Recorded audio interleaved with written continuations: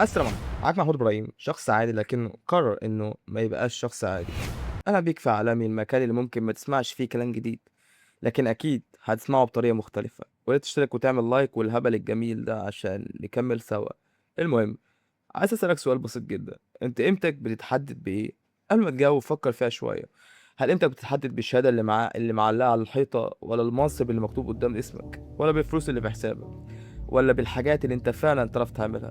بص الموقف ده واحكم. أنت ماشي في الشارع وفجأة لقيت واحد وقع على الأرض ومغمى عليه، في اللحظة دي هتعمل إيه؟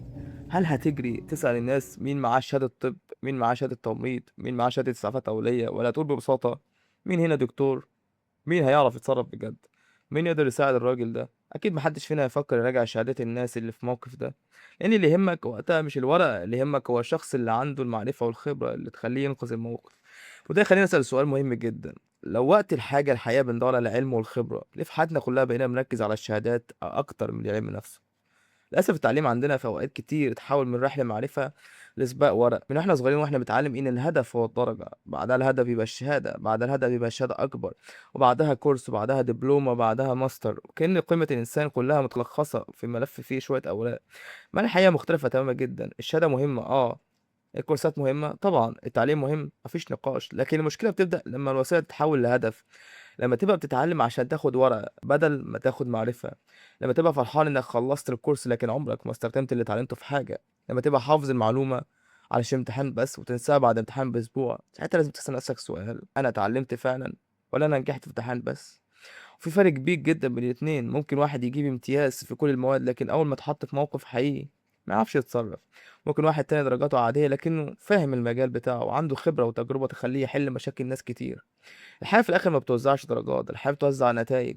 محدش يسألك بعد 10 سنين كنت جايب كام في المادة الفلانية، لكن الناس كلها هتشوف إنك أنت قادر على إيه، قادر تعمل إيه. هتشوف شغلك، هتشوف أفكارك، هتشوف تأثيرك قدام الناس وحواليك.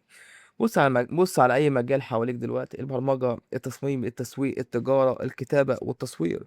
كل المجالات دي فيها ناس نجحت نجاح كبير جدا، مش لأن معاهم أكبر عدد من الشهادات، لكن إنهم فضلوا يتعلموا ويطبقوا ويغلطوا ويتعلموا من غلطهم. لأن الخبرة مش بتتولد من الكتب لوحدها، الخبرة بتتولد من التجربة، من الفشل، من المحاولات الكتير، من إنك تقع وتقوم وتقوم لحد ما تفهم. وعشان كده ساعات تلاقي شخص عنده 10 شهادات لكن أول مشكلة حقيقية تقابله يقف مش عارف يعمل إيه، وفي المقابل تلاقي شخص تاني يمكن معهوش غير شهادة واحدة لكن عنده سنين من التجربة خلت عنده فهم أعمق بكتير. وده مش معناه إننا نقلل من قيمة التعليم، وبالعكس العلم أساس كل حاجة، لكن لازم نفهم إن الشهادة مجرد إنك درست، إنما العلم الحقيقي بيظهر لما تستخدم اللي اتعلمته. الشهادة تقول إنك حضرت لكن شغلك هو اللي بيقول إنك فهمت. الشهادة تقول إنك عديت مرحلة لكن إنجازاتك هي اللي بتثبت إنك استفدت منها. وفي نقطة مهمة جدا، إحنا أحيانا بنجري ورا الشهادات لأن شكلها حلو، إنها بتدينا إحساس بالإنجاز، لكن المعرفة الحقيقية أصعب بكتير. المعرفة محتاجة وقت ومحتاجة ممارسة ومحتاجة صبر، محتاجة إنك تعترف إنك لسه ما تعرفش حاجات كتير. وعشان كده ناس كتير بتحب تجمع شهادات أكتر ما بتحب تجمع خبرات، لأن الشهادة ليها نهاية أما التعليم الحقيقي فمفيش له نهاية. كل ما تتعلم أكتر تكتشف إن لسه قدامك أكتر، ويمكن ده أجمل حاجة في الموضوع. يعني الإنسان طول ما بيتعلم فهو لسه بيتطور ولسه بيتحرك لقدام ولسه بيكبر. وفي النهاية لو معاك شهادة فدي حاجة كويسة، لو بتاخد كورسات فدي حاجة ممتازة، لكن متخليش هدفك الورقة، خلي هدفك المعرفة اللي ورا الورقة. متخليش هدفك إنك تقول للناس إنك متعلم، خلي هدفك إن أفعالك هي اللي تقول كده. لأن الشهادة ممكن تفتح لك الباب لكن التعلم هو اللي هيخليك تعرف تدخل، والخبرة اللي هتخليك تفضل جوه.